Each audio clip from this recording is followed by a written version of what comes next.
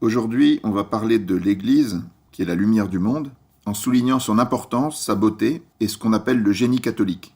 Alors ça peut paraître un peu paradoxal parce que quand on parle de l'Église aujourd'hui, c'est plutôt pour dire qu'elle est en crise. Mais en fait, si on regarde l'histoire, il faut relativiser parce qu'on peut dire qu'il n'y a aucun moment dans l'histoire où l'Église n'a pas été en crise d'une manière ou d'une autre. Elle a toujours été en crise, elle a toujours été attaquée. Mais c'est vrai que récemment, il y a eu des attaques médiatiques avec des moyens de communication nouveaux, extrêmement puissants, d'une puissance jamais vue ou presque. C'était il y a 2-3 ans, une série d'attaques très fortes, un peu du matraquage. Et tout ça a invité à s'interroger et à répondre avec notre tout petit média. Qu'est-ce que l'Église ? Quel est son véritable bilan ? Quels sont ses fruits ? L'Église, c'est en fait une réalité paradoxale. Si on regarde très factuellement, on voit que d'un côté, il y a beaucoup de gens qui la détestent, beaucoup de gens qui la critiquent. Et d'un autre côté, des gens qui l'aiment infiniment, qui vont jusqu'à lui donner entièrement leur vie dans la pauvreté, la chasteté, l'obéissance.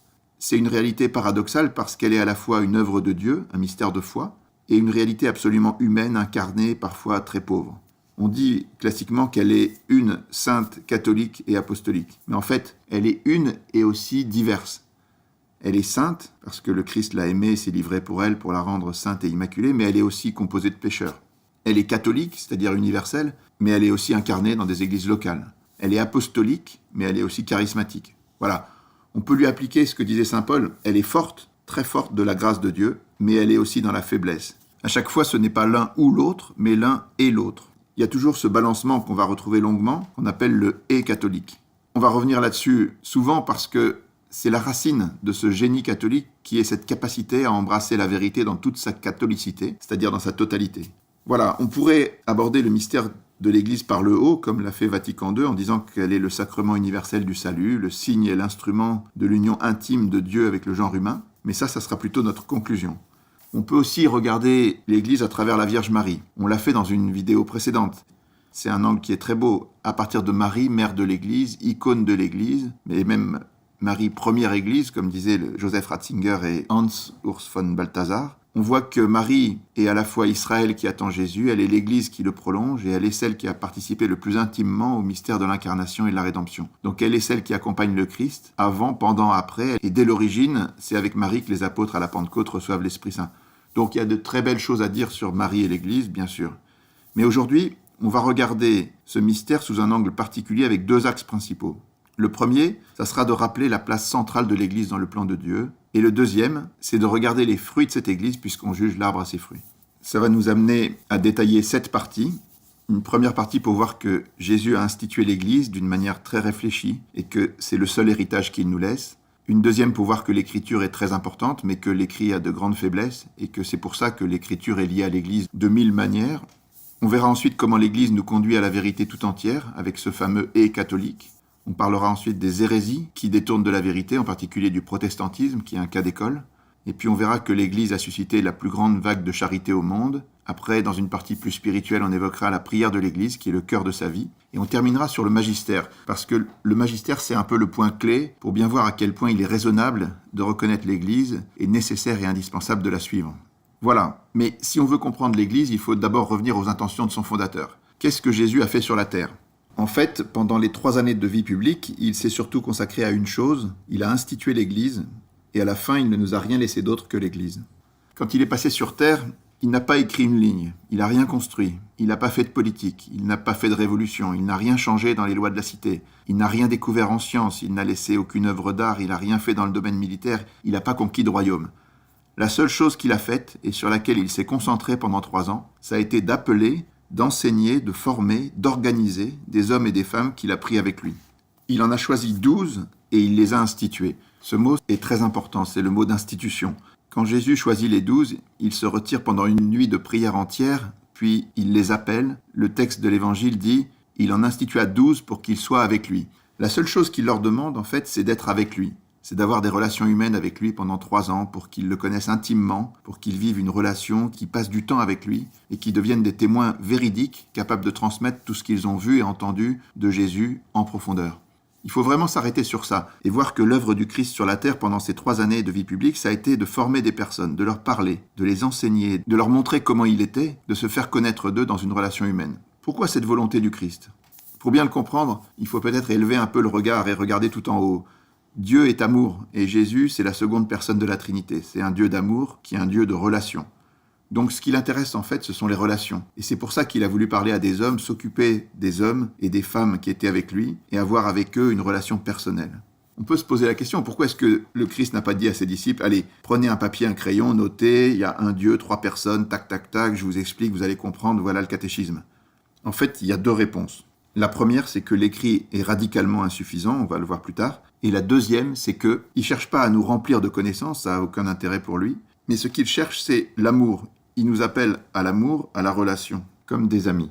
Alors qu'est-ce qu'il a fait donc? Il a choisi des hommes, il les a institués, et il les a revêtus de son autorité. Il leur a dit « Qui vous écoute, m'écoute ». Plus que ça, il s'est identifié à eux, c'est-à-dire que quand saint Paul persécute l'Église, le Christ lui apparaît en lui disant « Pourquoi me persécutes-tu » Donc, en persécutant les disciples, on persécute directement Jésus. Voilà, donc c'est très important de voir que cette Église a été fondée sur Pierre et sur les apôtres, les 12, qui sont les 12 fondations qui vont juger les 12 tribus d'Israël, et à qui on doit se référer, comme saint Paul le fait lui-même, de peur d'avoir couru pour rien.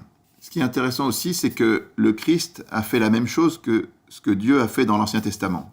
Quand Dieu se révèle à Moïse, il ne lui a pas donné la Bible, mais il lui a parlé pendant 40 jours sur le mont Sinaï, au sein du peuple qu'il a choisi, le peuple d'Israël, à qui il va donner une terre, la terre promise, une ville, Jérusalem, et un temple au cœur duquel il y a le Saint des Saints. Dieu fait cette révélation et il donne ses commandements en mettant en place une structure, avec Aaron, le grand prêtre, dont la charge se transmet ensuite de génération en génération, 12 chefs des prêtres, qui étaient les représentants de toutes les tribus d'Israël, 72 membres d'un conseil qu'on appelle le Sanhédrin, et puis il y avait aussi des prêtres, des lévites, des anciens, des docteurs, des scribes. Donc Dieu a structuré son peuple, et c'est bien après que sont venues les Écritures. Moïse, au commencement, il reçoit les paroles de Dieu dans une relation avec lui, mais ces paroles ont été mises par écrit longtemps après. Et puis les prophètes qui sont venus encore plus tard ont écrit, et c'est aussi longtemps après que la structure que Dieu avait bâtie dans l'Ancien Testament a validé ou invalidé les paroles des prophètes selon qu'elle le reconnaissait comme des vrais ou des faux prophètes. En fait, ce qui est très frappant, c'est que Jésus a fait exactement pareil. Il a décalqué le modèle de l'Ancien Testament. À la place du grand prêtre, il a mis Saint Pierre, le pape, qui lui succède puisque le Christ est le seul grand prêtre. À la place des 12 chefs des prêtres pour les 12 tribus d'Israël, il a institué les 12 apôtres qui vont donner les évêques. À la place des 72 membres du Sanhédrin, même si c'est pas vraiment à la place, mais en rapport avec ces 72, il forme les 72 disciples qui vont donner les conciles, la collégialité. Et puis il y a les pasteurs, les diacres, les anciens, les docteurs, et des prophètes aussi dans le Nouveau Testament. Et même aussi des vierges, des veuves, c'est-à-dire des consacrés.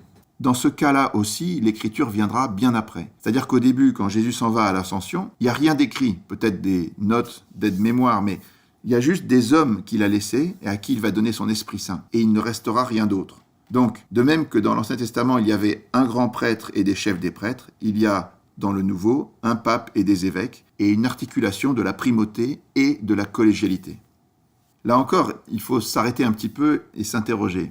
Même les païens reconnaissent que Jésus est un homme absolument exceptionnel. C'est l'homme qui a eu le plus d'influence sur l'histoire de l'humanité. Et donc, il était remarquable, il était réfléchi. Il a préparé pendant 30 ans cette œuvre publique qui n'a duré que 3 ans. Donc, ce qu'il a fait, ce qu'il a choisi de faire, il l'a fait très consciemment. Or, il ne nous a laissé aucun texte. Par contre, il a voulu nous laisser une église à qui il a donné son esprit en nous disant « Je serai avec vous tous les jours jusqu'à la fin du monde ». Donc, il faut bien voir que tout ça part d'une volonté absolument claire de Jésus et que c'est très réfléchi.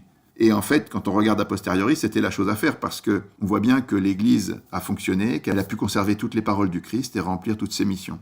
Donc, voilà l'héritage de Jésus, l'Église et son magistère. À cause de ça, on peut dire que c'est absurde de prendre la Bible sans l'Église. Saint Augustin nous dit « Je ne croirais pas l'Évangile si l'autorité de l'Église catholique ne me l'imposait pas. » Pourquoi ? Mais parce que c'est l'Église qui a reçu l'autorité du Christ. En fait, ce sont les premières églises qui ont écrit, qui ont rassemblé, qui ont édité et qui ont conservé tous ces textes. S'il n'y avait pas eu l'Église, il n'y aurait jamais eu l'Évangile. C'est elle qui a distingué les écrits qu'elle a jugés canoniques d'autres écrits qu'elle a jugés apocryphes. C'est elle qui a fait le tri. Et ensuite, après avoir permis la rédaction de ces textes, c'est elle qui a rassemblé, publié, conservé, diffusé l'ensemble du Nouveau Testament. Et c'est seulement en elle que ces textes reçoivent leur juste interprétation. Pourquoi ? Parce que l'écrit pose problème. L'écrit a en soi, par nature, une grande faiblesse, c'est qu'il faut l'interpréter. Et c'est un énorme problème. Platon a publié un texte sur la naissance de l'écriture, le mythe de Teute dans Phèdre, qui décrit l'écrit comme ayant l'apparence d'un être vivant, alors qu'en fait c'est un être mort qui ne répond pas quand on l'interroge. Le problème de l'interprétation est dénoncé immédiatement par Platon. Il dit que Les hommes qui utiliseront l'écriture, ils auront l'illusion du savoir, mais en fait, ils ne sauront pas ce que savait celui qui a écrit. C'est très important parce que, d'un côté, vous avez la réalité qui est extrêmement complexe, qui est nuancée, compliquée. Et de l'autre côté, pour être juste, il faut que notre idée soit en rapport avec cette réalité, c'est-à-dire complexe, nuancée, subtile. Et au milieu, pour faire correspondre ces deux choses, on a des mots qui sont univoques ou équivoques, parfois, la plupart du temps ils sont équivoques, et qui disent peu de choses, c'est-à-dire que les mots ne peuvent pas rendre compte de la complexité de la réalité et de ses nuances. Les mots sont impuissants à exprimer justement la complexité, les nuances du réel, et c'est pour ça qu'ils sont radicalement insuffisants. On peut prendre des tas d'exemples. Quand l'Église dit « il y a un seul Dieu en 3 personnes », qu'est-ce que ça veut dire « personne » ? Le mot « personne », avant de l'adopter, l'Église l'a écarté en disant « ça ne convient pas pour parler de Dieu », parce que « persona » en grec, ça veut dire les masques qu'on met dans le théâtre. C'est un mot qui en soi n'est pas adapté. Mais l'Église n'avait pas autre chose, donc elle a choisi de le garder en disant qu'il fallait bien l'interpréter. Elle a dit, on peut s'en servir pour parler de cette réalité, mais évidemment, cette réalité dépasse infiniment le mot. Si vous regardez aussi les paroles de Jésus à l'Eucharistie, « Ceci est mon corps, faites cela en mémoire de moi ». Ces mots sont insuffisants pour comprendre de quoi on parle. Il faut l'interprétation. Si vous prenez le chapitre 6 de Saint Jean, si on vous donne que le texte, vous êtes dans le flou le plus total. Il y a même des francs-maçons qui utilisent l'évangile de Saint Jean et qui lui font dire des tas de choses qui n'ont rien à voir avec l'esprit dans lequel ce texte a été écrit. Si Jésus avait écrit un texte et il nous avait laissé un texte, il y aurait 1000 manières de l'interpréter, on ne saurait pas ce que les mots et les phrases veulent dire exactement. Donc il a choisi une autre méthode. Encore une fois, il a formé des hommes, il les a constitués en corps, il leur a donné son Esprit Saint, il a garanti avec sa puissance que ce corps serait maintenu jusqu'à la fin des temps pour qu'on ait la juste interprétation de ces paroles qui ne passeront pas. Vous savez, il a dit « Le ciel et la terre passeront, mais mes paroles ne passeront pas », il fallait bien quelque chose pour le garantir. On peut dire que l'Église, c'est comme l'exécuteur testamentaire de Jésus. Quand un grand auteur veut que sa pensée ne soit pas trahie, il nomme un exécuteur testamentaire pour que dans l'avenir, on interprète de manière juste ses textes. Eh bien, l'Église, c'est l'exécuteur testamentaire de Jésus. C'est-à-dire l'entité qui est nécessaire, qui est indispensable pour dire « Oui, c'est comme ça que pensait Jésus » et « Non, c'est pas comme ça qu'il faut interpréter telle ou telle chose ». Voilà. Et cette Église, elle existe depuis Jésus. Elle est une succession ininterrompue depuis Saint Pierre, avec l'un, Clé, Clément, et donc 266 papes, de Pierre au pape François. Et cette continuité, c'est une chose capitale, même si l'histoire a souvent été un peu rock'n'roll. Il n'y a jamais eu de rupture, ça c'est sûr. Mais quand on fait ce tableau-là, il faut le modérer un tout petit peu, parce que la vie de l'Église, c'est pas un long fleuve tranquille. Les 19 premiers papes sont morts martyrs, il y a eu des persécutions sans nom, il y a eu des moments où c'était les grandes invasions, des moments de crise affreuse, toutes sortes de crises. Parfois, il y a eu 3 papes, ou même des papes spécialement pécheurs, comme les Borgia. Et puis l'Évangile annonce un temps relativement court, heureusement, où même les élus pourront être égarés. Le catéchisme de l'Église catholique en parle, au numéro 675, en décrivant ce moment d'une manière un peu mystérieuse comme une épreuve finale qui ébranlera la foi de nombreux croyants. Une imposture religieuse au prix de l'apostasie de la vérité, l'imposture de l'antéchrist, qui viendra un jour et à laquelle la venue de Jésus mettra fin. Il y a beaucoup de textes sur tout ça, dans l'Évangile, et même d'une certaine manière dans le credo ou dans la prière du Notre Père. Le Christ reviendra de la même manière qu'on l'a vu s'en aller dans le ciel. Donc dans ce moment-là, comme dans d'autres moments dans l'histoire de l'Église, il sera peut-être pas si évident de suivre le vrai magistère, mais quoi qu'il arrive, le Christ et sa mère veillent sur les élus, qui sont quand même appelés à regarder les signes des temps et à se préparer à ces moments qui viendront un jour. Donc quand on parle de cette assistance que le Christ a donnée à son Église, c'est au niveau de la grande histoire et sur un certain nombre de sujets. Dans le détail des choses, il y a des tiraillements, il y a plein de choses qui sont humainement fragiles et plein d'erreurs humaines. L'Église est pleine de faiblesses, mais elle est aussi très forte, car globalement, la promesse du Christ s'est complètement accomplie. Sur le temps long, dans l'histoire, quand on regarde d'un peu plus haut, l'Église a vraiment fait la preuve de sa résistance et de sa solidité. Enfin, l'Église catholique, elle est unique sur 3 choses. D'abord, elle a un chef incontesté, c'est-à-dire que si vous regardez toutes les autres religions, les orthodoxes, les protestants, le judaïsme, l'islam, le bouddhisme, l'hindouisme, tout ça, il y a une grande division. Il n'y a pas de chef, donc il n'y a pas d'unité. À partir de ce chef, il y a un magistère, c'est-à-dire la capacité de dire une parole unifiée pour l'ensemble de l'Église. Ça aussi, c'est unique dans l'Église catholique. Et la dernière chose qui est unique, c'est la possibilité de faire un catéchisme. Il n'y a aucune autre religion qui en est capable. Aucune grande religion n'est capable de faire un exposé organique, détaillé et cohérent de sa foi, parce qu'il y a trop de divergences, il n'y a pas de pôle d'unité. Voilà, donc cette idée que le Christ a laissé une Église qui a un chef, un magistère et qui est capable de publier un catéchisme, c'est quelque chose de très puissant. Le cardinal Newman, qui vient d'être canonisé, qui était un très grand théologien catholique, avait très bien vu cela. Il était anglican d'origine, il s'est converti au catholicisme juste après la proclamation du dogme de l'infaillibilité pontificale, et il argumentait en disant que Dieu doit conserver ce qu'il a créé. On voit ça avec la création du monde. Dieu a créé l'univers, mais ensuite il le conserve dans l'existence. Et bien de même, la révélation suppose l'infaillibilité et le magistère. Parce qu'une fois que Dieu a parlé, il faut encore que cette parole demeure parmi les hommes de manière fiable. Donc le cardinal disait oui, la révélation implique en toute logique l'existence d'une autorité infaillible en matière de foi. Et c'est effectivement très logique. Voilà, en résumé, l'Église est au centre du projet de Dieu depuis l'origine. Si vous regardez le credo transmis par les apôtres, on croit en Dieu, mais on croit aussi en l'Église. C'est dans le credo, ça fait partie de notre credo de croire que l'Église est dans le plan de Dieu, qu'elle a un rôle dans l'histoire du salut. Les pères de l'Église disaient que le monde a été créé en vue de l'Église, qui crée la communion entre les hommes et Dieu, et que pour scruter le mystère de l'Église, il faut méditer d'abord son origine dans le dessein de la Trinité. C'est donc le rapport des personnes qui crée un mystère de communion, et l'Église est à la fois le chemin, le but du dessein de Dieu et la fin de toute chose. Clément d'Alexandrie dit que la volonté de Dieu est un acte et qu'elle s'appelle le monde, et son intention est le salut des hommes et elle s'appelle l'Église. Origène disait « Je n'ai qu'une ambition, c'est d'être vraiment d'Église ». Saint Irénée dit que là où est l'Église, là est l'Esprit de Dieu, et là où est l'Esprit de Dieu, là est l'Église. Et Saint Cyprien, nul ne peut avoir Dieu pour père s'il n'a l'Église pour mère. Bref, il y a une forme d'assurance chez les pères de l'Église, jusqu'à Jeanne d'Arc, pour dire que Jésus et l'Église, c'est tout un. Donc, il faut se rappeler que cette Église est vraiment au centre et au fondement du projet de Dieu, qui compte sur elle et qui lui a donné les moyens de développer ses missions et de durer. Maintenant, nous allons regarder quelles sont ces missions et quel est le bilan de l'Église. On dit parfois qu'il y a 3 manières d'être dans l'Église. Vous avez la manière de Saint Pierre, l'Église hiérarchique. Vous avez aussi celle de Saint Paul ou Saint Thomas ou Saint Jacques le Majeur, l'Église des missionnaires qui vont sur le terrain. Et puis vous avez celle de Saint Jean, qui est la prière et la contemplation, qui a donné l'Église des religieux et des contemplatifs. On peut faire une certaine correspondance avec les 3 missions de prêtre, prophète et roi qui concernent tous les baptisés. Et l'Église reconnaît comme sienne 3 missions qui sont celles des évêques. Une mission de sanctification, donc par la prière, la liturgie, les sacrements. Une mission d'enseignement de la vérité. Et une mission de gouvernement dans le service et la transformation du monde par la charité. Et donc, il y a 3 domaines qui sont la question de la vérité, sur laquelle l'Église a un charisme infaillible. La question de la charité, qui lui a permis de générer une vague de charité unique au monde, et la question de la prière, qui est une chose plus cachée, mais dont on dira pourquoi elle est évidemment absolument nécessaire au salut du monde.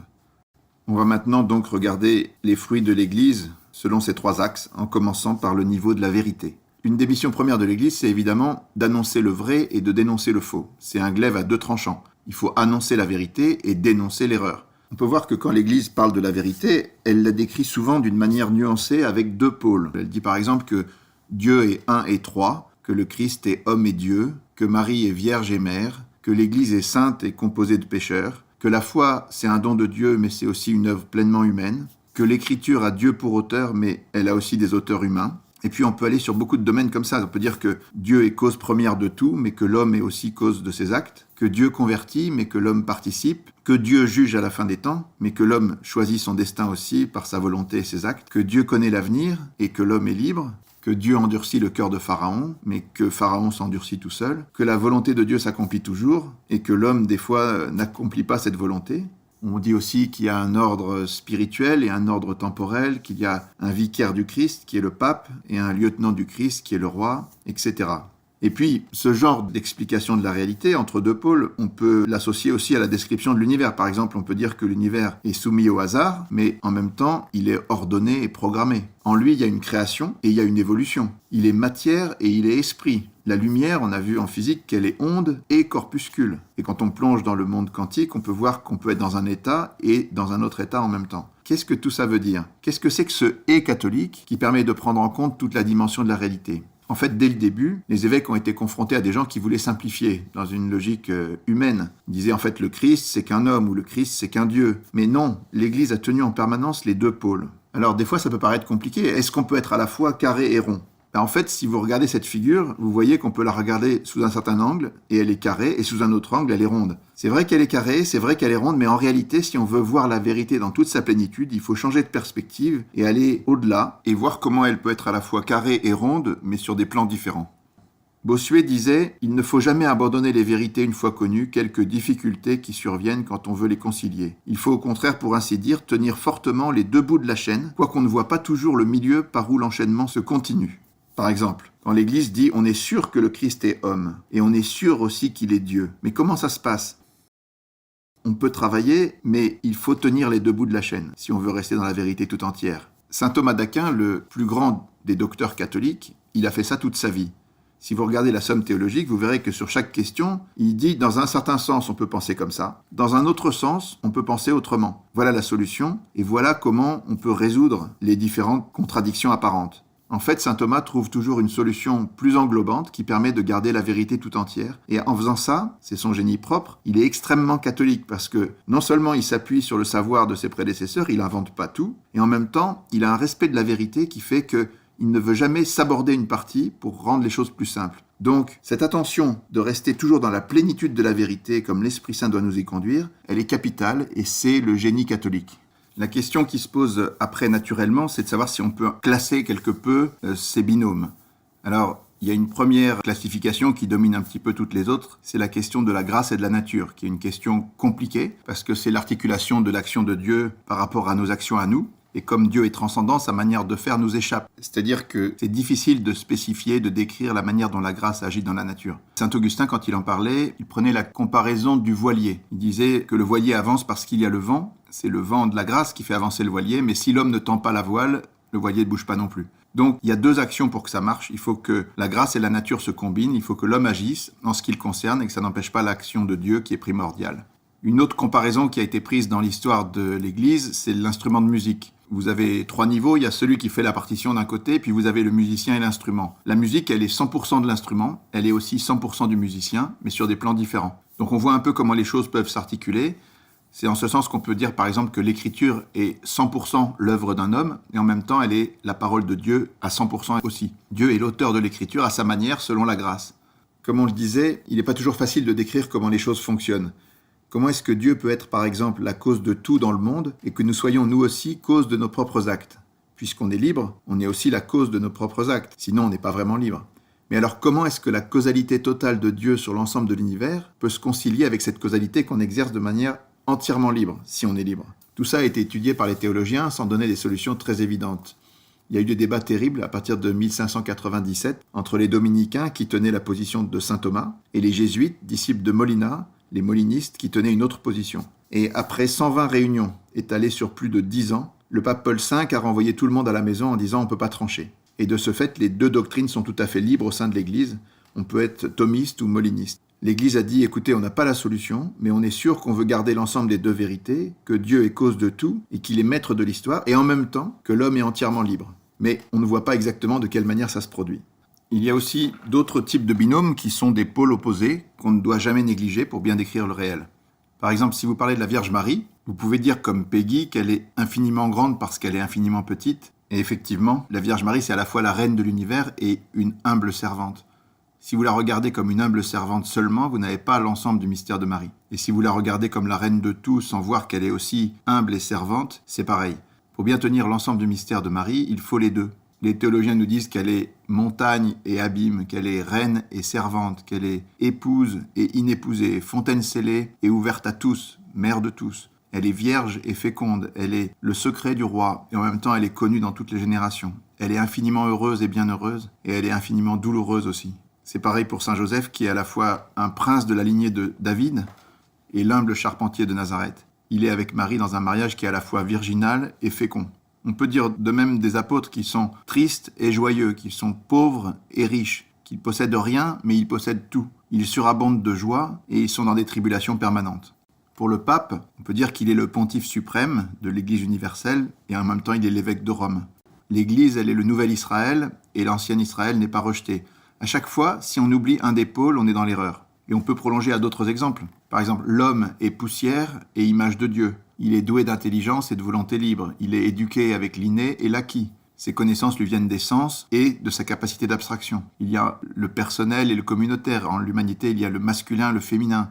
Et patati et patata. On retrouve cela dans le domaine moral aussi. La sagesse de l'Église nous dit qu'il faut agir comme si tout dépendait de nous, en sachant que tout dépend de Dieu. Il y a cette sagesse profonde, ora et labora, la prière et le travail, c'est une attitude juste. Si vous êtes que dans la prière sans agir, vous êtes un peu un illuminé. Si vous êtes que dans l'action sans la prière, vous êtes un païen. Pour avoir la bonne attitude chrétienne, il faut les deux. C'est pareil quand vous êtes en relation avec des gens, il faut être dans l'amour et la vérité. Si vous êtes que dans l'amour sans la vérité, ça pose problème. Si vous êtes que dans la vérité sans amour, ça pose d'autres problèmes. Le pape François dit souvent que le diable dit la vérité, mais c'est pour condamner, alors que le chrétien dit la vérité pour sauver. Quand vous parlez avec des musulmans, il faut être dans le dialogue et l'annonce, jamais l'un sans l'autre. C'est pareil avec la loi et la liberté, la lettre et l'esprit, le texte et l'interprétation, les paroles et les actes. Si vous êtes dans l'action sans jamais parler, vous ne transmettez rien. Si vous êtes dans les paroles mais que vous ne faites rien, vous êtes un peu hypocrite. Ces équilibres sont partout dans la vie morale. Il faut aimer Dieu et le prochain. Il faut se guider avec sa raison, sa vie intérieure et le magistère de l'Église. L'homme et la femme sont égaux et l'homme est le chef de la femme. La femme doit être soumise à son mari et les maris doivent aimer leur femme jusqu'à donner leur vie. Les enfants doivent obéir à leurs parents et les parents ne doivent pas exaspérer leurs enfants. Et il faut honorer son père et sa mère et en même temps il faut les haïr au sens de donner à Dieu la primauté. Il faut être à la fois conservateur et progressiste pour tirer de son trésor du neuf et de l'ancien. Il faut tenir compte du logos, c'est-à-dire de la raison, et du pathos, c'est-à-dire du sentiment humain. Il faut regarder le ciel et la terre, il faut être éclairé par la foi et la raison. C'est pareil avec la prudence, le courage, la tempérance, la générosité. Tout ça, ce sont des équilibres entre des pôles excessifs. Bref, tout ce qui concerne le « et » catholique, c'est un art de l'équilibre. Et cet art de l'équilibre est détruit par ce qu'on appelle l'hérésie. Comment fonctionne une hérésie ? Au lieu de garder les deux pôles, en fait, fondamentalement, elles en choisissent un. Hérésie, ça veut dire choix. Le procédé est un peu toujours le même. Vous avez à l'origine un grand esprit, quelqu'un de brillant, qui voit très très bien une partie de la vérité, mais qui en oublie une autre. Quand Pie XI condamne le communisme, il dit « Les plus grandes erreurs ont toujours une part de vérité sans quoi elles n'auraient aucune attirance ». Par exemple, Marx a très bien vu que l'argent était important et que la condition des ouvriers était dramatique, qu'il y avait une certaine lutte des classes, mais il en a fait un absolu, c'est devenu une erreur. Pour Freud, c'est pareil, il a vu que l'attirance sexuelle était importante, le désir sexuel, mais il en a fait un absolu et c'est devenu une erreur. Quand vous avez Nietzsche, Darwin, c'est pareil. Nietzsche a bien vu la volonté de puissance, mais il en a fait l'alpha et l'oméga des choses et ça, c'est pas vrai. Et Darwin, il a prétendu tout expliquer par la sélection naturelle, qui est une réalité, mais c'est pas ce qui explique tout et loin de là. Donc quand on pousse une vérité à un niveau absolu, ça devient une erreur. Les plus grandes erreurs sont souvent des vérités partielles, on va dire. C'est des manières de voir une partie de la vérité, mais sans le génie catholique qui consiste à garder les équilibres. Et alors on a un cas typique et absolu de l'hérésie, c'est le protestantisme. Parce que dans le protestantisme, ce choix est proclamé, il est caricatural, c'est-à-dire que les protestants disent il y a 5 sola. Sola scriptura, sola fide, sola gratias, solus Christus et soli Deo gloria. C'est-à-dire seulement l'écriture, la foi, la grâce, Dieu et le Christ. Alors bien sûr, on n'a rien contre l'écriture, on doit vénérer l'écriture, mais si on oublie la tradition, c'est un problème. Parce que c'est écriture et tradition. On n'a rien contre la foi, mais si on oublie les œuvres, c'est pas bien. La grâce, c'est pareil. C'est la grâce et la nature. Le Christ, oui, évidemment, mais le Christ et l'Église, parce qu'il l'a voulu ainsi. Et la gloire de Dieu, oui, mais sans oublier les mérites des saints, parce que c'est lui-même qui veut les honorer. Voilà. Alors on va critiquer un peu le protestantisme. C'est pas pour être méchant, mais les protestants ne se gênent pas pour critiquer l'Église catholique quand ils le sentent nécessaire, et c'est souvent nécessaire. Mais nous aussi, il faut qu'on soit dans la vérité par rapport à eux, parce que la vérité, ça oblige à dire d'abord qu'ils ont des qualités extraordinaires, ils nous ont apporté beaucoup. C'est grâce à eux qu'on a retrouvé le goût de la lecture de l'Écriture sainte. C'est par eux qu'est venu le mouvement charismatique, c'est aussi très important. C'est par eux qu'on a repris le sens de l'évangélisation et de la mission. Les évangéliques, ils sont partis de zéro au début du XXe siècle, ils sont 500 millions aujourd'hui. Donc c'est un désir missionnaire fantastique qu'on ferait bien d'imiter. Et s'il y a des chrétiens dans tous les villages d'Algérie, aujourd'hui, c'est grâce à eux. Ou en Chine, c'est pareil. Voilà, on a pas mal de leçons à prendre. C'est grâce à eux aussi qu'il y a des prières de louange, des prières de guérison, des miracles, beaucoup de choses. Voilà, tout ça pour dire que c'est pas pour critiquer bêtement les protestants, mais il y a un domaine où ça va pas du tout, c'est au niveau de la vérité. Ce qui est appréciable dans l'Église catholique, c'est qu'elle est capable d'écouter, de se réformer, de se corriger. Les critiques des protestants, elles ont été accueillies. C'est-à-dire qu'aujourd'hui, on lit davantage l'Écriture, on essaie de devenir charismatique, on essaie d'évangéliser, parce qu'on peut se corriger. Et aussi, certainement, ils ont besoin de se corriger et de retrouver l'unité de l'Église autour du pape, parce qu'on va voir que c'est vraiment un point flagrant. Comment se présente donc l'histoire du protestantisme ? C'est une histoire assez étonnante et, sans juger au fort interne, on peut dire qu'il y a une position d'orgueil qui est assez intenable, qui vient de Luther, Calvin, Zwingli et tous les autres. Saint Thomas d'Aquin a écrit un article très intéressant où il dit que si on n'adhère pas à la foi de l'Église sur un seul article de foi, on n'a pas la foi du tout. Alors, qu'est-ce qu'il veut dire par là ? Il veut dire en fait que soit la foi vous la recevez de l'Église parce que vous avez de bonnes raisons de penser que l'Église transmet la vérité de Dieu, et dans ces cas-là c'est une vérité qui dépasse ce que vous pouvez produire par votre propre cerveau ou toute vérité humaine. Si par contre le critère ultime de vérité c'est ce que vous avez décidé de croire, si c'est votre cerveau qui décide si tel article de foi est vrai ou tel autre est faux, ça veut dire qu'en dernière instance ça repose sur vous, donc sur rien de sérieux. Et dans ces cas-là, vous n'avez pas la foi du tout. Vous ne la tenez pas de l'Église. Alors comment ça s'est fait pratiquement ? En fait, en 1517, le 31 octobre, Luther affiche sur l'église de Wittenberg les 95 thèses personnelles où il dit « Voilà l'église, le pape, à mon avis, raconte des choses qui ne vont pas, voilà ce qu'il faudrait penser sur la question des indulgences en particulier. » Et ça, c'est pas encore très grave parce qu'on a le droit d'avoir un avis sur ce que dit le pape ou l'église. Mais après, il y a des échanges avec le pape. Et le pape fait une bulle, et en décembre 1520, Luther brûle de manière publique la bulle du pape et il rompt avec lui. Ça, c'est une attitude qui est un point de basculement. Parce que les papes de l'époque n'étaient pas forcément extrêmement brillants. 2 siècles avant, et Saint François lui aussi trouvait qu'il y avait des problèmes dans l'Église et il pensait que les évêques et le pape ne se comportaient pas de manière complètement évangélique. Mais au lieu de prendre le contre-pied et de se proclamer magistère en face de ces personnes, il s'est converti lui-même, il est parti vivre de pauvreté, il a transformé l'Église. Mais Luther, il fait pas ça. Luther, il dit, en fait, je vais revenir à la foi de toujours, les papes d'aujourd'hui ont dévié, ils se sont trompés, et moi je vais vous expliquer quelle est la vraie foi. En fait, au départ, il voulait pas créer une autre Église, il voulait juste retrouver la foi pure, la foi du passé. Mais là où il y a un dérapage, c'est qu'il est en train de dire ce que le pape, les évêques, les conciles, les pères, les docteurs enseignent depuis 2000 ans, c'est bien, mais moi, je vais vous dire aujourd'hui ce qu'est la vraie foi. Et juste derrière lui, il y en a un autre qui arrive qui s'appelle Zwingli et qui dit non, c'est pas Luther qui a raison, c'est pas les papes, les conciles, les docteurs, non, c'est moi. Et puis après, il y a Calvin qui dit non, c'est pas Luther, c'est pas Zwingli, c'est moi. Et ça continue comme ça sans cesse. Donc, encore une fois, on peut critiquer les papes et les évêques, c'est pas gênant, on peut les critiquer avec respect. Mais il y a un acte de rupture qu'il ne faut pas faire, il y a une ligne jaune à pas dépasser. C'est comme un père de famille. Vous avez le droit de trouver que votre père est trop violent, qu'il dit des gros mots, que c'est pas bien, qu'il est alcoolique. Ça fait beaucoup de choses, et c'est pas bien du tout. Mais ça reste votre père. Le Christ a épousé l'Église, il a donné sa vie pour elle, il s'est lié de manière sacramentelle à son Église, il y a un mariage indissoluble entre le Christ et l'Église, et il n'y aura pas d'acte de répudiation. Donc c'est pas à nous de créer une autre Église. L'Église, elle doit se réformer, elle doit se transformer, elle doit se purifier, elle n'a jamais été parfaite. Et quand on demandait à Mère Teresa ce qu'il faut changer dans l'Église, elle disait « vous et moi », comme Saint François. Donc voilà le problème de la démarche de Luther, Zwingli, Calvin et les suivants, qui a conduit à une division extraordinaire. Aujourd'hui, il y a plus de 1500 églises protestantes, et on sait que la division, c'est l'œuvre du diable, au sens de diabolos, celui qui divise. C'est pas ce que le Christ voulait. Il voulait qu'on soit unis autour du pape et des évêques. Voilà. Donc tout ça nous ramène à la question du magistère.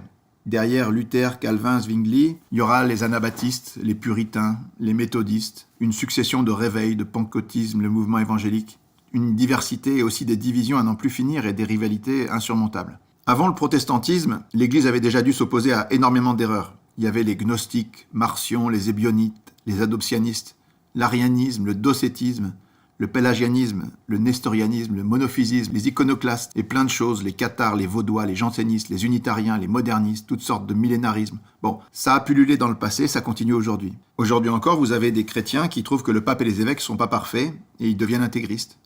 Ils ont exactement la même démarche que Luther, c'est-à-dire qu'ils sont dans une attitude de vouloir retrouver la foi de toujours en se positionnant eux-mêmes comme le nouveau magistère et en jugeant l'Église. Et là, ça franchit la ligne jaune. Et puis aujourd'hui, il y a quelque chose de complètement nouveau avec Internet. On dit que dans les 3, 4, 5 dernières années, il y a eu plus d'informations produites que dans toute l'histoire de l'humanité auparavant. Tout le monde devient youtubeur, nous aussi. Mais enfin, tout le monde proclame sa manière de voir le monde à partir de sa pensée. Donc il y a des gourous, il y a des coachs, il y a des gens plus ou moins illuminés qui vont vous expliquer la vision du monde qu'ils ont. Et ça, c'est pareil, c'est pas possible parce que, en dernière instance, ça repose sur eux. Et Jésus dit bien que quand des aveugles guident des aveugles, ils tombent dans un trou. Et Jésus, on lui a posé la question à un moment, on lui a dit « Par quelle autorité est-ce que tu fais ça ?» Et il n'a pas voulu répondre parce que la réponse, ça aurait été « Je le fais de ma propre autorité parce que je suis Dieu et le Fils aimé du Père ». Ça n'aurait pas été audible pour les auditeurs. Il leur a répondu par une question. « Je vous répondrai si vous me dites par quelle autorité Jean-Baptiste baptisait. » Alors c'était pareil, c'était l'autorité de Dieu, donc ils n'ont pas pu répondre. Mais aujourd'hui, à tous ceux qui enseignent sur YouTube et partout, on peut leur poser la même question. Par quelle autorité vous enseignez ? Quelle est cette nouvelle vision du monde ? D'où vient ce savoir ? Donc la question clé, c'est celle du magistère. Est-ce que c'est un magistère qui vient des hommes ou est-ce que ça vient de Dieu ? Luther, à un moment, il décide qu'il est en capacité de juger avec son jugement à lui, que ce que fait le pape n'est pas bon. Et cet acte de juger l'Église par son propre jugement, c'est en fait un transfert de magistère. C'est-à-dire que le magistère que le Christ a donné à son Église et qui lui permet de juger des choses, on se l'approprie. Or ça va pas. Le seul magistère qui a été fondé par Jésus, c'est le magistère de l'Église. Il est fondé sur le pape et les évêques. Tous les autres magistères, ce sont des hommes qui les ont créés. Toutes les religions, tous les groupes humains qui se constituent sont obligés à un moment ou à un autre de mettre en place un système de magistère. Les témoins de Jéhovah, par exemple, quand ils ont créé leur groupe, ils ont refusé l'Église. Mais qu'est-ce qu'ils ont fait juste après ? Ils ont créé un collège central qui est doctrinalement la référence. Donc ils l'ont créé humainement, ils ont inventé un système pour devenir un magistère parce qu'il en faut un pour tout groupe humain. C'est pareil pour les juifs, pour l'islam, pour les communautés protestantes, pour les intégristes. Comme ce sont des collectivités, ils sont bien obligés de trouver des modèles pour gérer les questions quand elles se posent. Donc il faut mettre en place des structures, des mécanismes, des méthodes qui sont humaines. Tous les hérétiques, tous les groupes humains, et même les communautés sur Internet qui suivent des gourous, des coachs, des illuminés, ils ont une forme de magistère. Le problème, c'est que quand vous récusez le magistère institué par Jésus, vous êtes obligé d'en créer un vous-même, le vôtre. Mais ça ne tient pas parce que vous n'êtes qu'un homme ou un groupe d'hommes, et non pas Dieu. C'est l'erreur de tous les hérétiques. Ça, c'est un point qui est absolument capital et sur lequel il fallait quand même insister un peu, même si les protestants ont énormément de qualités et qu'on a des leçons à prendre chez eux, sur le plan de la vérité, ce sont eux qui ont des leçons à prendre chez nous, parce que dans leur communauté, il y a un vrai problème à ce niveau-là. Voilà. Il y a deux choses, sinon, que le Christ se réserve à lui tout seul, qui lui sont propres, c'est d'être le berger, le seul berger et le seul juge. Il est le berger, le vrai berger qui donne sa vie pour ses brebis, et il dit même que tous ceux qui sont venus avant lui sont des voleurs et des bandits. Mais ce berger a dit à Pierre, « Sois le berger de mes brebis ». C'est-à-dire qu'il a transmis sa charge d'être le berger, le pasteur, à un homme qu'il a choisi, qu'il a désigné, qu'il a institué. Et donc, il faut accueillir et respecter ce choix.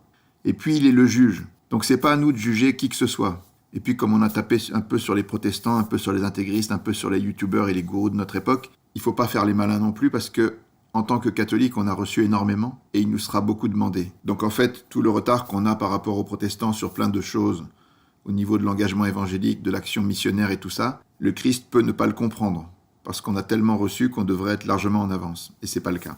Voilà, donc chacun doit balayer devant sa porte et ne pas juger, puisque le Christ est le seul juge. Quel est le fondement de ce charisme de vérité infaillible de l'Église ? Il est basé sur des tas de promesses du Christ à Pierre et à ses apôtres. Il leur a dit « Qui vous écoute m'écoute, qui vous rejette me rejette ». C'est-à-dire qu'il identifie son action et son autorité, et il s'identifie lui-même à l'Église. Tout ce que vous aurez lié sur la terre sera lié dans le ciel. L'esprit de vérité que je vous donne vous conduira dans la vérité tout entière.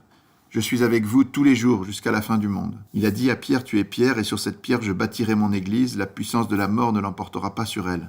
Je te donnerai les clés du royaume des cieux, tout ce que tu liras sur la terre sera lié dans les cieux. J'ai prié pour toi, pour que ta foi ne défaille pas. Donc, la prière du Christ nous garantit que quand il sera revenu, Pierre doit affermir ses frères. Il est le pasteur des brebis, le Christ lui a dit 3 fois pour effacer le triple reniement. Il y a autre chose de très beau dans l'évangile, c'est que on sait que Jésus ne se prive pas de critiquer les pharisiens. Mais en fait, ce qu'il critique chez les pharisiens, c'est pas la vérité de la doctrine. Au contraire, les pharisiens, ils croyaient en Dieu, ils croyaient en Moïse, ils croyaient en la résurrection, ils avaient la vraie foi. Ce que critique Jésus, c'est leur attitude. Ils sont hypocrites. Mais quand on le questionne à propos des pharisiens, il dit « Les scribes et les pharisiens enseignent dans la chair de Moïse. Donc tout ce qu'ils disent, faites-le. Mais ne faites pas comme ils font, ne faites pas d'après leurs actes, parce qu'ils disent et ne font pas. » En fait, en disant ça, il reconnaît que les scribes et les pharisiens enseignent de manière légitime dans la chair de Moïse. Qu'est-ce que c'est que la chair de Moïse ? Il y a eu Moïse, Josué, Othoniel, Éhude, Samgar. Il y a une succession de gens qui ont reçu l'imposition des mains et qui avaient la légitimité pour représenter le peuple de Dieu jusqu'aux pharisiens du temps de Jésus qui enseignent donc dans la chair de Moïse. Et la chair de Saint-Pierre, c'est pareil. C'est au-dessus de la chair de Moïse, évidemment, comme le Christ est au-dessus de Moïse. Et si on doit respecter la chair de Moïse, combien plus on doit respecter la chair de Saint-Pierre ?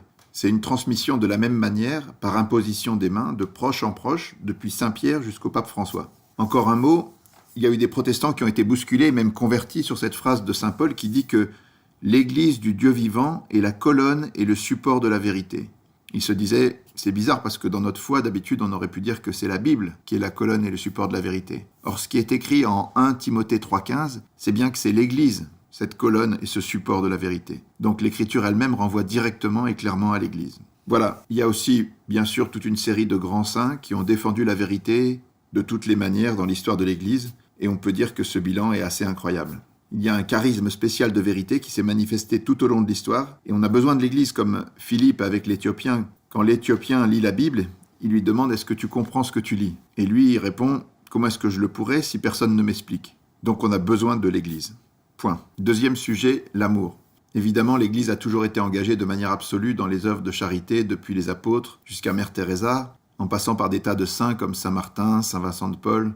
Il y a des tas de témoins dans tous les pays, dans tous les siècles. L'amour, c'est le cœur de la machine. Mais quand on parle de ça, souvent, on nous renvoie dans la figure, on va dire, une dizaine de choses du passé qui sont le Moyen-Âge, les croisades, l'Inquisition, les Borgia, Galilée, la Saint-Barthélemy, l'esclavage, Pie XII, la place des femmes et maintenant la pédophilie. En général, on se laisse enfermer sur ces sujets-là qui sont passablement déformés dans les manuels scolaires et qui ne représentent quantitativement pas grand-chose.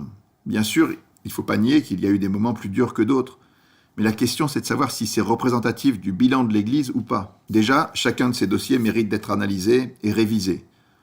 On l'a fait un peu sur le site l'égliselumièredumonde.com, où vous trouverez un petit dossier sur chacun de ces 10 points qui explique que la réalité n'est pas tellement ce qu'on nous raconte. Le but n'est bien sûr pas de nier le mal qui existe, effectivement. On dit d'ailleurs que la corruption des meilleurs, ça donne le pire.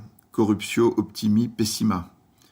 C'est vrai qu'il y a des quantités de cas dans l'Église. On peut même dire que Staline, Pol Pot, Castro étaient des séminaristes au départ, que Hitler était catholique au départ. Marx et Engels étaient assez religieux aussi. Voilà, donc c'est souvent les pires, c'est souvent les gens qui sortent de chez nous, qui ont été des croyants, c'est vrai. Mais ce qui est aussi vrai, c'est que c'est pas parce que le musicien joue mal que la partition est fausse, comme disait André Frossard, et on insiste énormément sur ces cas. Montesquieu reconnaissait tout ça, il disait « C'est mal raisonné contre la religion de rassembler dans un grand ouvrage une longue énumération de mots qu'elle a produits, si on ne fait de même celle des biens qu'elle a faits. Si je voulais raconter tous les mots qu'ont produits dans le monde les lois civiles, la monarchie, le gouvernement républicain, je dirais des choses effroyables. » Donc on insiste trop sur ces choses-là. Et puis quand on voit des choses pas terribles qui ont été faites par des chrétiens, est-ce qu'elles ont été faites parce qu'ils sont chrétiens ou alors qu'ils sont chrétiens? C'est-à-dire que, est-ce que les péchés des chrétiens sont commis à cause de la foi ou malgré elle? Souvent, c'est en trahison complète du Christ. Bref, il y a eu des choses qui ont été mauvaises, mais on insiste beaucoup là-dessus, et ces points ne sont pas représentatifs de l'ensemble de l'image. Donc c'est ça qu'il faut remettre dans l'ordre.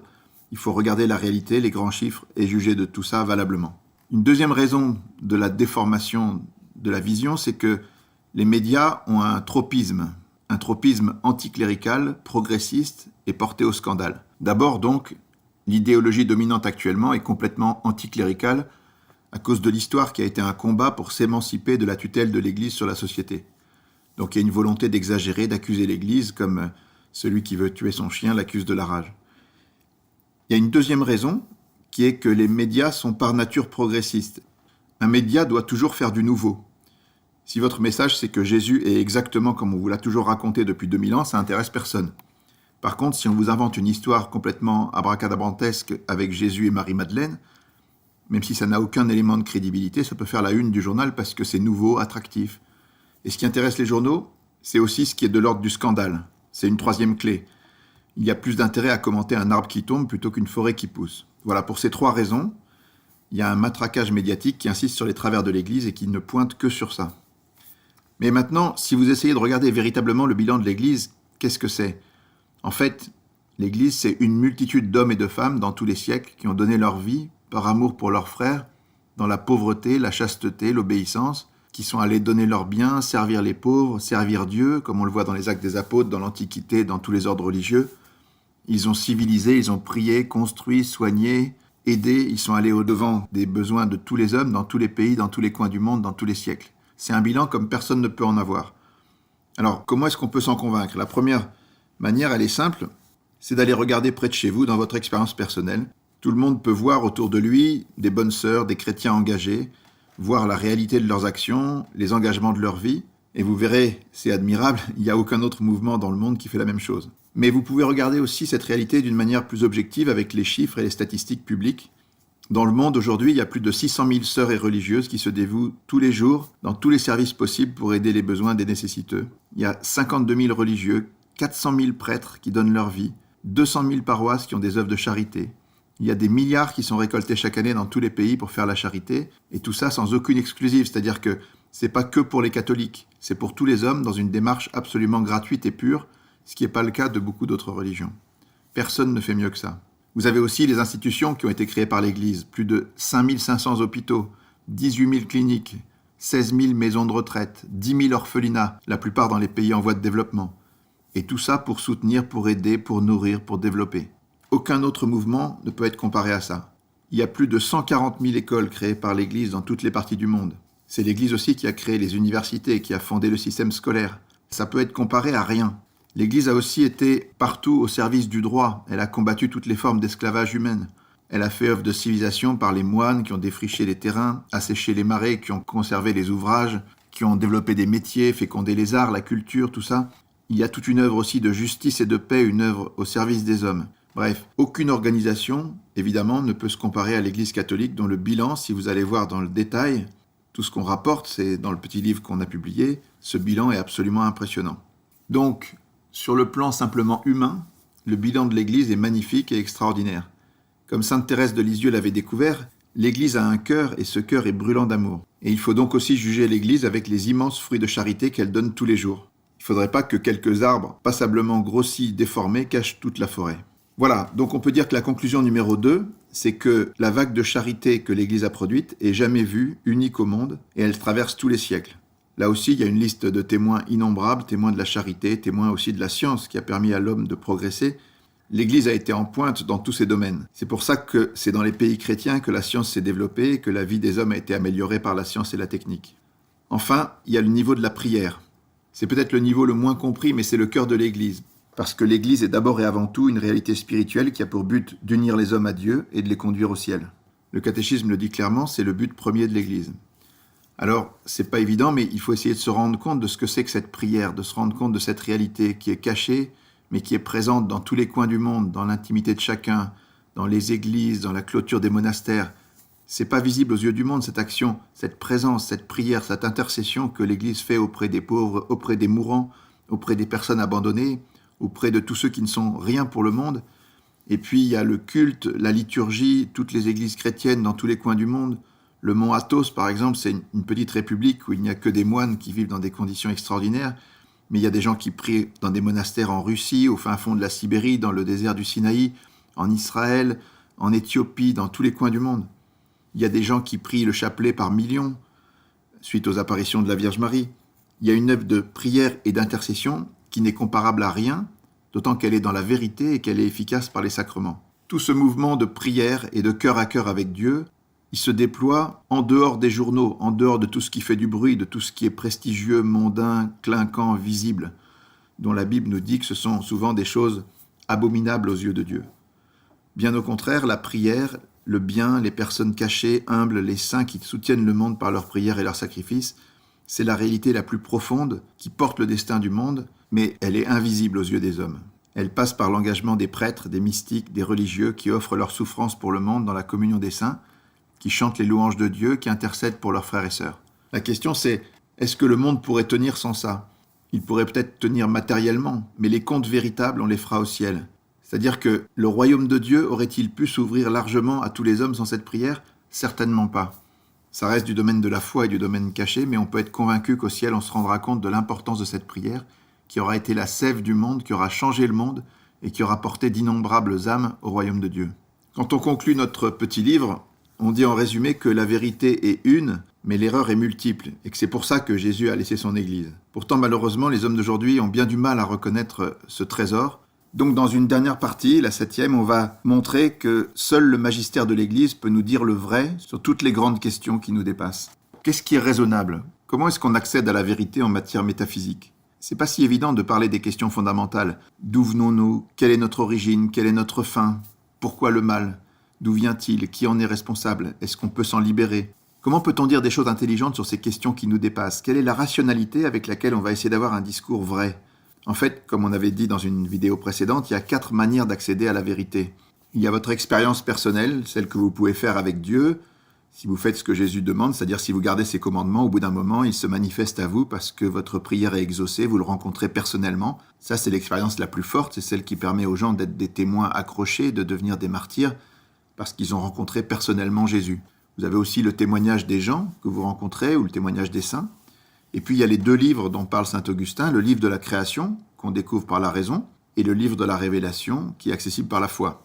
Avec la raison, vous pouvez constater des expériences personnelles, vous pouvez évaluer la crédibilité des témoignages, et vous pouvez réfléchir sur tout ce qui vous est accessible dans la création, c'est-à-dire accessible à vos sens, le toucher, le visuel, tout ça, ou même un peu plus loin, accessible à votre raisonnement scientifique, expérimental, par la physique, la biologie, les mathématiques, vous pouvez déduire beaucoup de choses sur le monde qui vous entoure. Et en ces matières, saint Thomas dit que l'argument d'autorité, c'est le plus faible des arguments, parce qu'il vaut mieux entrer en matière de démonstration. Par contre, pour toutes les vérités qui nous sont inaccessibles, on ne peut pas répondre valablement autrement que par la foi et la révélation.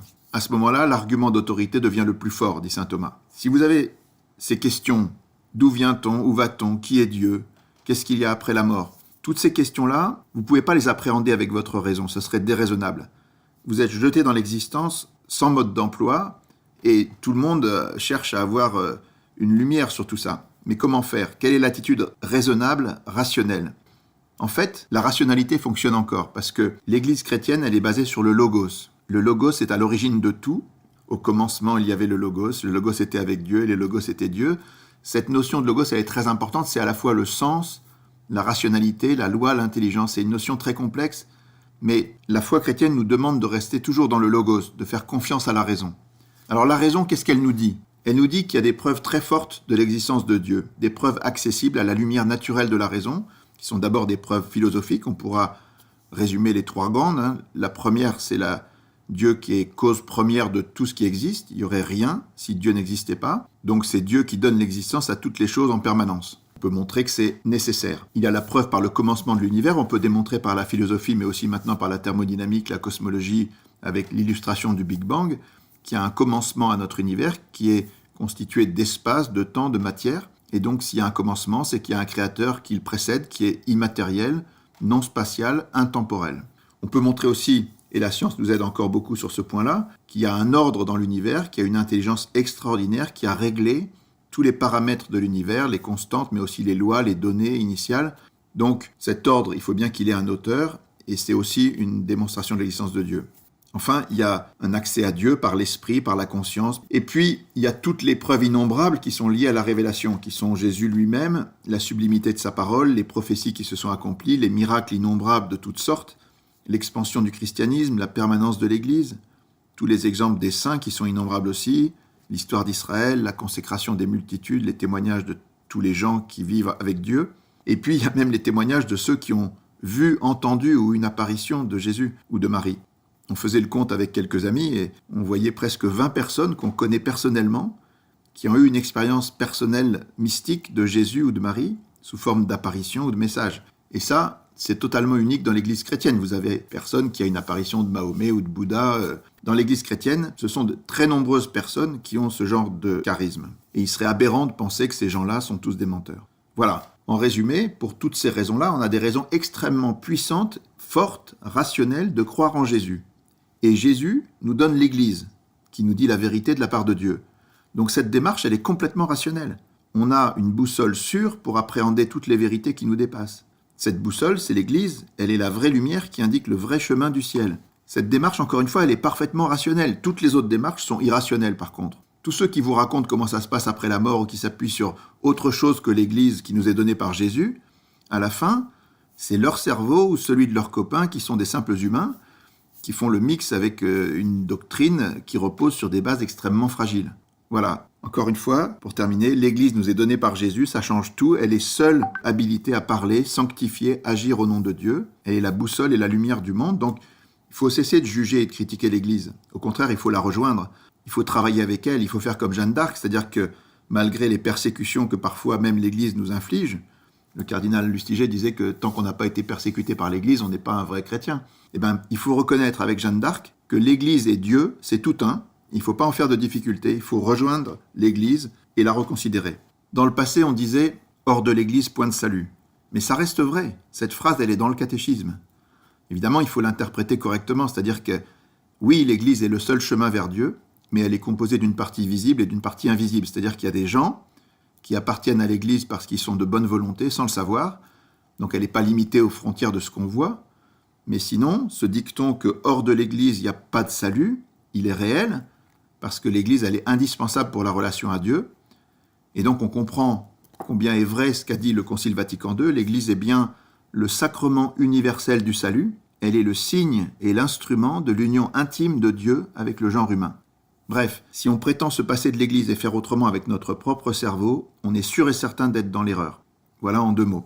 Donc si vous êtes convaincu, et si le petit livre vous plaît, vous pouvez en acheter, en distribuer, devenir missionnaire et transmettre tout ça à tout le monde avec cette vidéo aussi. Merci de votre engagement, de votre soutien, de votre aide et de votre prière.